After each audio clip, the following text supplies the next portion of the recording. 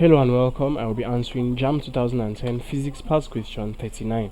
Power supply is transmitted at a very high voltage and low current in order to A. Increase the power supply, B. Prevent overheating of the coil, C. Make it travel fast, D. Make it pass through the transformers. Now, power is usually transmitted at very high voltage for commercial purposes.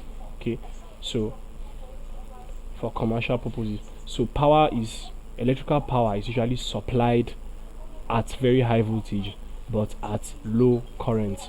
Now the question is, why is this done? Okay, now usually it is done to increase, or basically it is done to increase the efficiency, okay, of power supply.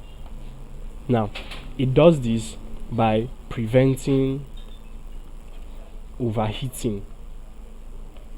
It does this by preventing overheating of the coils, okay, or of whatever it is used for transmitting, for transmitting the electrical power.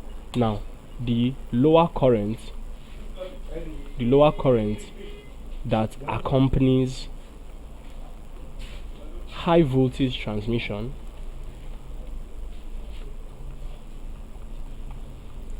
reduces resistance in the conductors. So when resistance is reduced in the conductors, okay, the machine, or the power supply rather, is much more efficient, and this is because heating, or much of the energy, is not lost as heat. So option B, prevent overheating of the coil, is the correct answer to this question. Thank you, and please subscribe to this channel for more videos and for more past questions and answers.